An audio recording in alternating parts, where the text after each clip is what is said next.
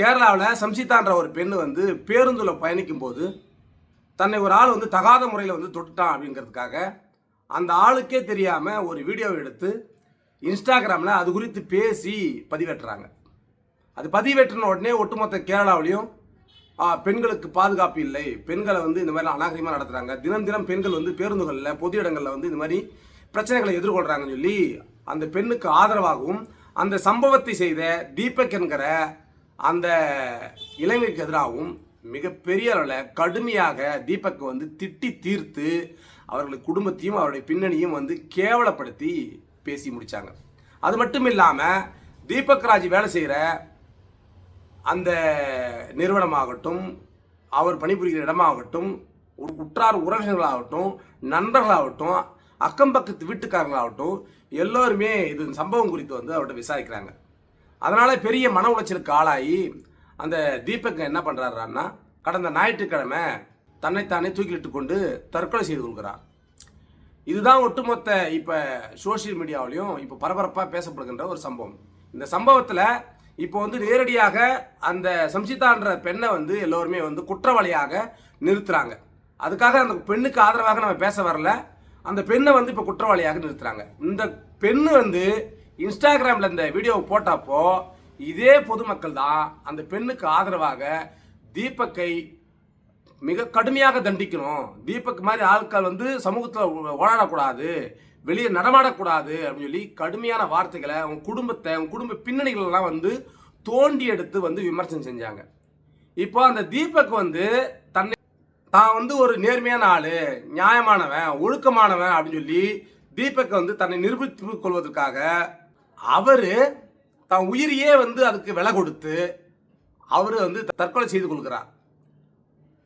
அப்போ இந்த சமூகத்துக்கு வந்து நான் வந்து ஒழுக்கமானவன், எங்கள் குடும்பத்தையும் எங்களையும் அப்படி திட்டாதீங்க அப்படின்னு சொல்வதற்கு தான் உயிரை விலை கொடுத்து தான் அவர் நிரூபிக்க வேண்டிய இடத்துல தள்ளனது யார்?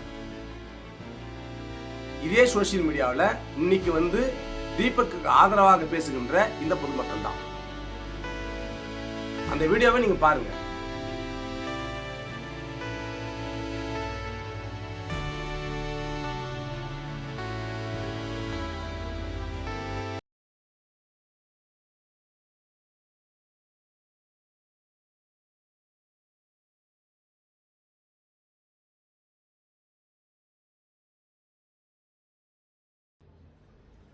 அந்த வீடியோவில் அவருடைய அந்த ஷோல்டர் வந்து அவங்க உடம்புல படுது. அப்படி படும்போது அவங்க மனசு வச்சுருந்தாங்கன்னா தூரம் நில்லுங்க, இல்லை தன்னுடைய எதிர்ப்பை பதிவு பண்ணலாம், இல்லை அத்தனை பேருக்கு முன்னாடியே வந்து அவரை வந்து எச்சரிச்சிருக்கலாம், இல்லை இன்னொரு படி மேலே போயிட்டு அந்த செருப்பை கைட்டு அடிச்சிருக்கலாம். அது யாருக்குமே தெரியாமல் போயிட்டுருக்கும். அந்த சம்பவம் நடந்த இடத்தோட அங்கே நடந்தது அப்படின்றதோட முடிஞ்சு போயிருக்கும். ஆனால் அந்த பெண் வந்து அவரை திட்டமிட்டே அவமானப்படுத்துறோம் என்பதற்காகவே அவருக்கு தெரியாமலேயே அந்த வீடியோவை எடுத்து அது இன்னும் அது கூட டெவலப் பண்ணி பேசி அது இன்ஸ்டாவில் போட்டதுனால தான் அது ஒட்டுமொத்த சமூகம் பார்க்க முடிஞ்சது. அதனால் ஒரு பெரிய அவமானகரமான சம்பவம் தன் வாழ்வில் நடந்து போச்சு, ஒழுக்கமற்றவன் அப்படின்னு எல்லோரும் நம்மளை பார்க்க ஆரம்பிச்சிட்டாங்கன்ற மன உளைச்சலுக்கு தீபக் வந்து ஆளானார்.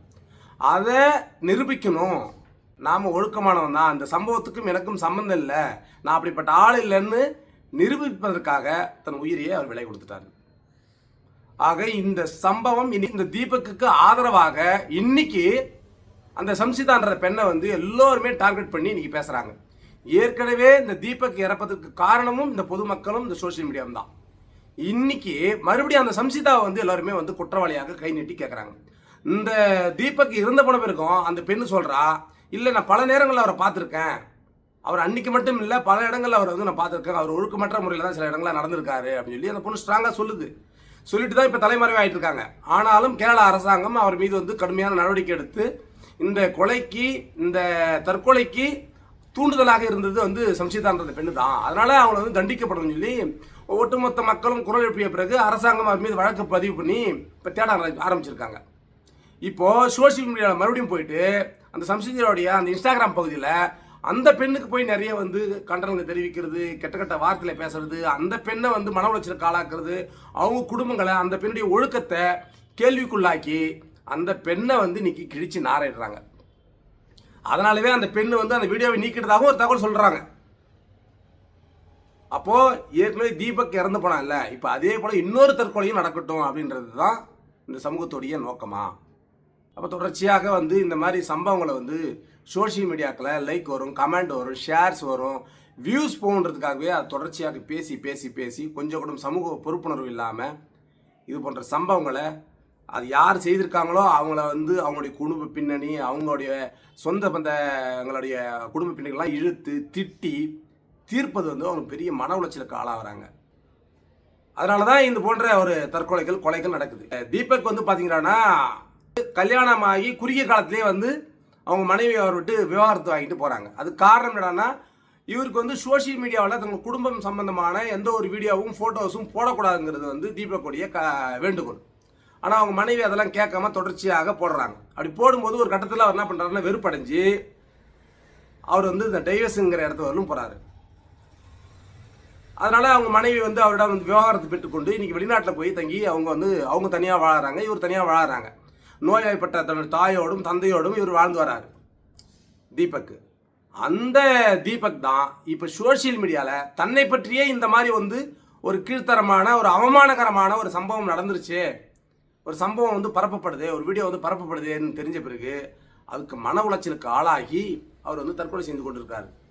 அதுக்கு காரணம் யார்? இந்த சோஷியல் மீடியாவில் நம்மளை போன்ற ஆட்கள் வந்து தொடர்ச்சியாக வந்து இந்த ஒரு சம்பவங்கள் கிடைக்குமான்னு பார்த்துட்டே இருக்கிறவங்க வந்து இந்த குரூரமான எண்ணம் கொண்டவங்க அவங்க குடும்பத்தையெல்லாம் வந்து தோண்டி எடுத்து திட்டி தீர்ப்பது தான் ஒரு காரணமாக இருக்குது. அதனால தான் இந்த சமூகத்துக்கு வந்து தான் வந்து ஒரு நியாயமான ஆளுன்றதை நிரூபிப்பதற்காக அவர் தன்னைத்தானே மாற்றி கொண்டார் அப்படின்னு நம்ம சொல்ல முடியும். ஆக இந்த சமூக பொறுப்புணர்வே இல்லாத மக்கள் தான் இன்னைக்கு வந்து இந்த மாதிரி ஒரு கொலைகள் நடப்பதற்கு காரணமாக இருக்குது. அதே போல் சட்டம் தன் கடமையை செய்யும். சட்டம் இப்போ பாதிக்கப்பட்டிருக்க அந்த தீபக்கு ஆதரவாக நின்று இந்த வழக்கை விசாரணை செய்து இதுக்கு எந்தெந்த வகையில் வந்து அந்த சம்சிதாவுடைய வீடியோ வந்து காரணமாக இருந்தது அப்படின்னு ஆய்வு பண்ணி ஒருவேளை அந்த வீடியோவில் தான் தீபக் இறந்து போயிருக்காரு அப்படின்னா அந்த சம்சிதான்ற அந்த பெண்ணை வந்து தண்டனைக்கு உட்படுத்துவாங்க. அதுக்குள்ளே அந்த பெண்ணை போயிட்டு அந்த பெண்ணுடைய சோஷியல் மீடியா பக்கத்தில் போயிட்டு அந்த பெண்ணை தோண்டி எடுத்து அவங்க குடும்பத்தெல்லாம் தோண்டி எடுத்து திட்டி தீர்ப்பதனால தீபக்கை போன்ற இன்னும் ஒரு கொலையோ ஒரு தற்கொலையோ அந்த பெண்ணுக்கு ஏற்பட்ட வாய்ப்பாக இந்த சம்பவம் அமைஞ்சிடும். அதனால் சமூக பொறுப்புணர்வோடு நாம் நடந்து கொள்ளுன்றதை இந்த வீடியோ மூலமாக தெரிவிச்சுக்கிறோம். இதுக்கு முன்னாடி வந்து கேரளாவில் இதே போல் ஒரு சம்பவம் நடந்து அது வந்து சோஷியல் மீடியாவில் மிகப்பெரிய அளவில் வந்து வைரலாச்சு. அதை கருத்தில் கொண்டு தான் இவங்க கூட வந்து நல்ல லைக்ஸ் கிடைக்கும், நல்ல வந்து ஒரு வியூஸ் போகும், ஒரே நாளில் பிக் பாஸில் கூட நம்ம போய் கலந்துக்கலாம் அப்படிங்கிற எண்ணத்தோடலாம் நினச்சிக்கிட்டுலாம் இந்த வீடியோவை வந்து அவங்க பதிவு பண்ணியிருக்கலாம். அதனால் இந்த மாதிரி வீடியோக்களுக்கு பொறுப்புணர்வோடு நாமளும் நடந்து கொள்ளணும், பொதுமக்களும் நடந்து கொள்ளணுன்றதை இந்த வீடியோ மூலமாக தெரிவிச்சுக்கிறேன். நன்றி, வணக்கம்.